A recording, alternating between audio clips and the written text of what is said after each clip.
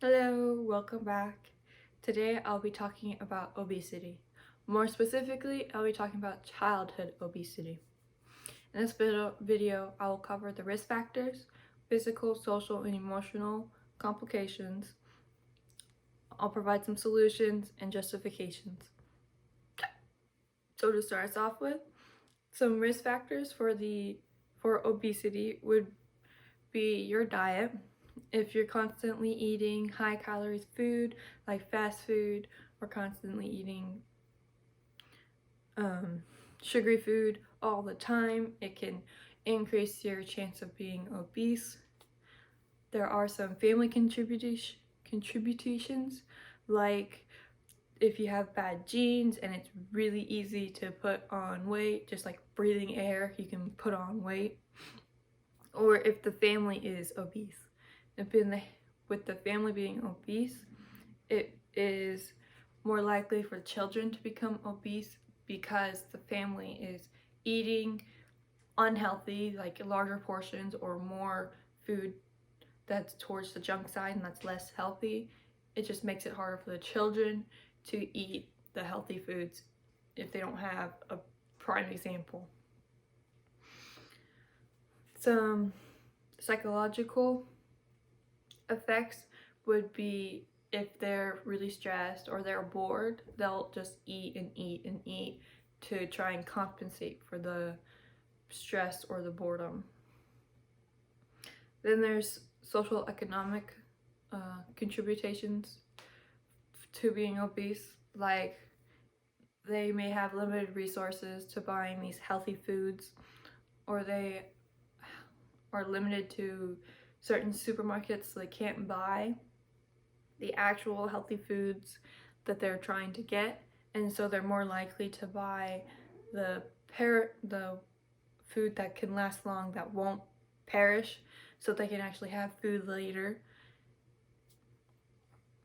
Or they may have no safe place to exercise, which is a big deal because if you can't burn off some of that calories that you put in, you're just gonna keep with you. So moving on to physical complications, you can get type 2 diabetes while being obese and not exercising, because it is like messing with your intake and your sugar levels, and they're like elevating them. And if you have high cholesterol and high blood pressure, it can lead later into life, lead to heart attacks or strokes, which will be more difficult to overcome as you get older.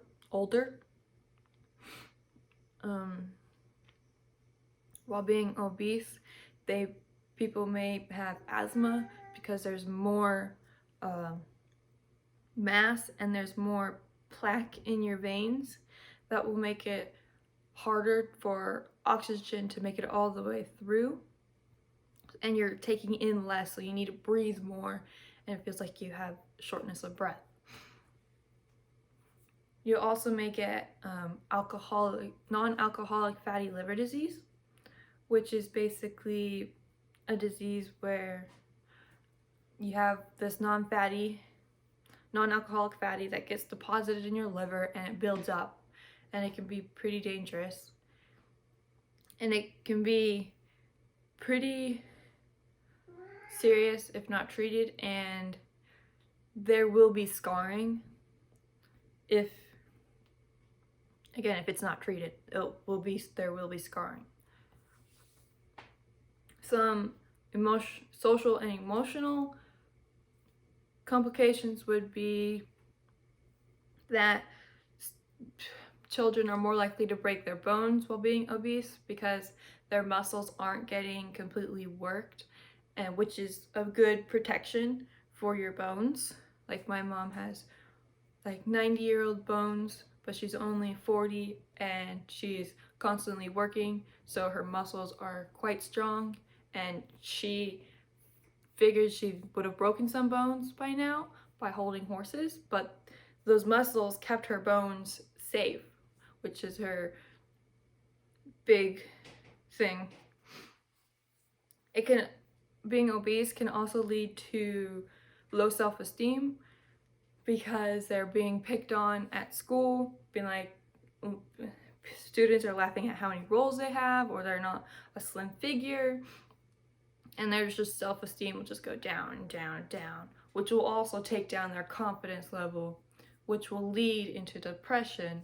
And depression, they'll feel hopeless, they feel like they can't do anything, and they could lead to suicide, and we don't want that. So some solutions would be that families try to have meals together, even though parents may be quite busy. They want to try and make more meals and spend more time together. Or if the parents are just too busy, it's better for them to actually make homemade meals that the children can just take and reheat. Like for my example, my mom will make a roast before she goes to work so that we have some decent food to eat for dinner. And also, it would be very beneficial if the school lunches are following the nutrition guidelines so that the students aren't just putting junk food in while they're at school.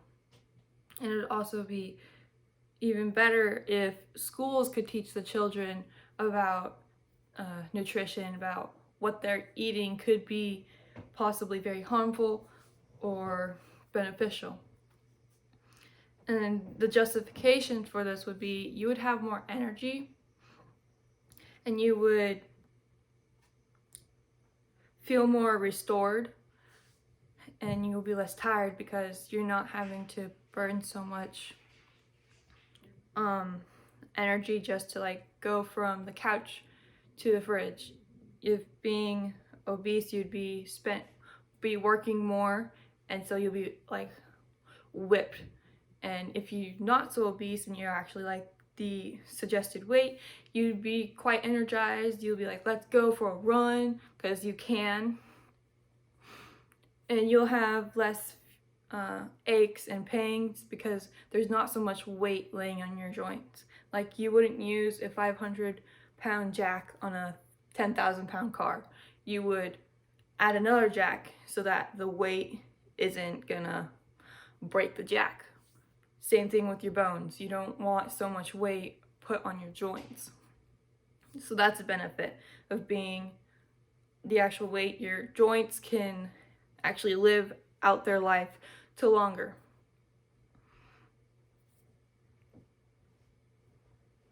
And thank you.